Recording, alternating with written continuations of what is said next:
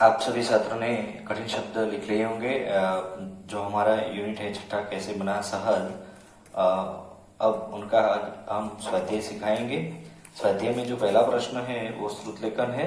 उसके बाद वाला जो मौखिक प्रश्न है वो एक एक सेंटेंस में भी कहा जाता है। तो पहला प्रश्न है, गरिमा को कुछ भी अच्छा क्यों नहीं लग रहा था? उसका उत्तर है, गरिमा के गले में दर्द हो रहा था, उसकी नाक और आंख से पानी बह रहा था, इसलिए उसे कुछ भी अच्छा नहीं लग रहा था। दूसरा प्रश्न है, गरिमा के माता पिता उसे डॉक्टर के पास क्यों नहीं ले गए? उसका उत्तर है, क्योंकि रात अधिक हो गई थी, इसलिए गरिमा के माता पिता उसे डॉक्टर के पास नहीं ले गए। तीसरा प्रश्न, मधुमक्खियों के छत्ते से हमें क्या क्या मिलता है?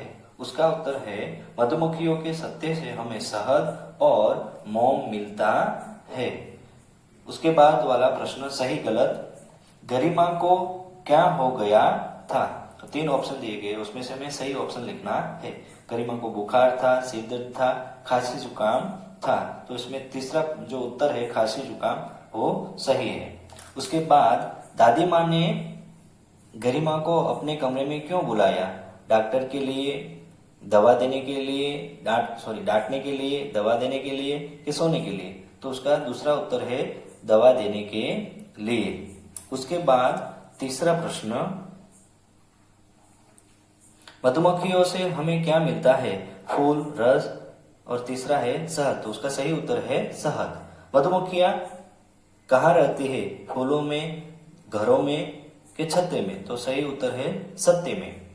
दादी माँ ने अदरक और काली मिर्च में क्या मिलाकर दवा बनाई? शहद, गुनगुना पानी और रस। तो पहला उत्तर है उसका शहद, वो सही उत्तर है। पाठबोध, सही वाक्य के सामने सही और गलत वाक्य के सामने गलत का निशान लगाइए। गरिमा ने रात का खाना अच्छी तरह खाया, सही है कि गलत? गलत। गरिमा रह रह कर खांस रही थी, वो सही है। गरिमा ने दादी माँ को अपने कमरे में बुलाया, गलत। गरिमा गई थी, गरिमा ने दादी माँ को अपने कमरे में बुलाया, गलत। दादी माँ ने गरिमा को बुलाया था। चौथा प्रश्न, दादी माँ ने गरिमा से अदरक और शहद लाने के लिए कहा, गलत। मधुमक्खियां फूलों के रस से शहद बनाती है, सही।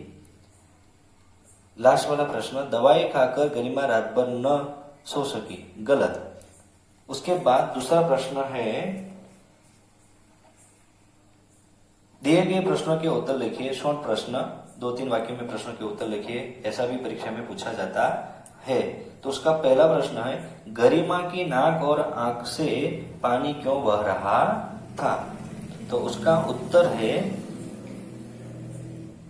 क्योंकि खांसी जुकाम हो जाने के कारण गरिमा की नाक और आंख से पानी बह रहा था। दूसरा प्रश्न, मधुमक्खियां दूर दूर तक फूलों की खोज में चक्कर क्यों काटती है?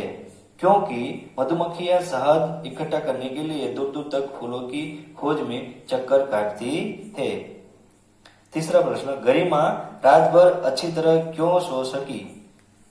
क्योंकि गरिमा को दादी माँ द्वारा दी गई दवा पीने से आराम आया और वह रात भर सो सकी। चौथा प्रश्न, दादी माँ ने शहद के कौन से 2 लाभ बताए? तो उसका उत्तर है, दादी माँ ने 2 लाभ बताए। पहला, गुनगुने पानी में शहद मिलाकर पीने से खाना अच्छी तरह पच जाता है। दूसरा, अदरक का रस, पीसी काली मिर्च और शहद मिलाकर खाने से खांसी जुकाम में लाभ होता है। तो यहाँ पर हमारा जो शॉर्ट नोट वाला प्रश्न है, शॉर्ट में आंसर लिखें, वो पूरा होता है। आइए विचार करें।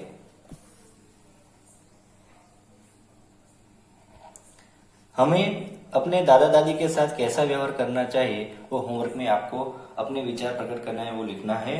दूसरा प्रश्न है, हॉर्स वाला, शहद के कोई 2 उपाय लिखिए, चाहे वो आप अपनी दादी या नानी से भी पूछ सकते हैं। आपको अपनी दादी और नानी से पूछकर भी शहद के 2 दूसरे उपाय लिखने हैं, हमें कॉपी में बताए गए। उसके अलावा दूसरा जो उपाय है वो आपको लिखना है। उसके बाद वाला प्रश्न है भाषा से। नीचे दिए गए शब्दों के वचन बदलिए। एक वचन है उसका बहुवचन, बहुवचन है उनका एक वचन करना है। छत्ता तो छत्ते, मधुमक्खी तो मधुमक्खियां, दरवाजा तो दरवाजे, बिल्ली तो बिल्लियां, मिर्च तो मिर्चे, अलमारी तो अलमारियां, खीरा तो खीरे, दवाई तो दवाइयां। सेकंड प्रश्न, नीचे दिए गए वाक्यों का प्रश्नवाचक वाक्यों में बदल कर लिखिए। यहाँ पर हमें उदाहरण दिया गया है, उदाहरण के तौर पर जो हमें उनका प्रश्न वाक्य बनाना है।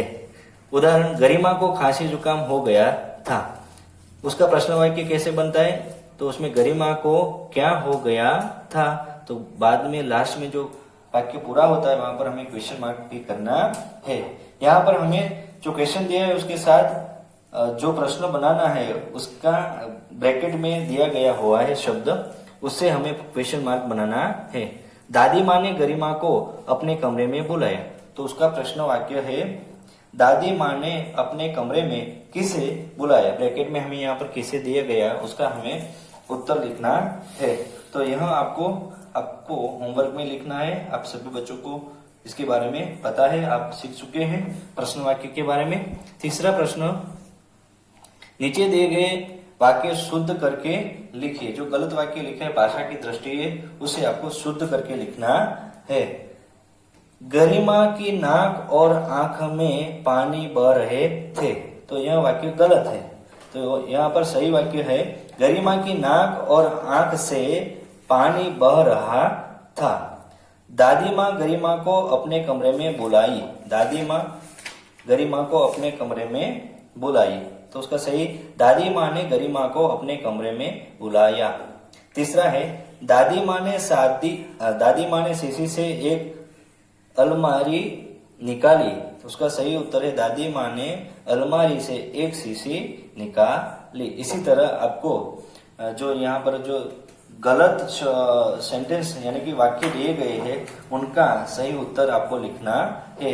वो भी आपको जो बाकी बचे हैं वो होमवर्क में लिखना है। और यहाँ पर क्रियाकलाप वो आपको घर पे लिखना है, मेरी कलम से वो भी आपको घर पे लिखना है। उसके बाद अपठित काव्यांश है, जो काव्य को पढ़कर काव्य के प्रश्न के उत्तर लिखने हैं। तो आप सभी बच्चों को घर पे ही काव्य पढ़ लेना है और उसके उत्तर यहाँ पर मैंने लिख दिए हैं। पहला प्रश्न है मधुमक्खी फूलों और कलियों पर बैठकर क्या करती है। उसका उत्तर है मधुमक्खी फूलों और कलियों पर बैठकर धीमे धीमे फूलों का रस चूसती है। मधुमक्खियां फूलों के रस का क्या करती है? मधुमक्खियां फूलों के रस का शहद बनाती है। मधुमक्खी का धन क्या है? तो शहद मधुमक्खी का धन है। मधुमक्खी की कोई दो विशेषताएं बताइए।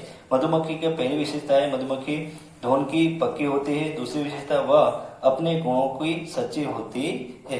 यहाँ पर हमारा जो छठा यूनिट है वो पूर्ण होता है।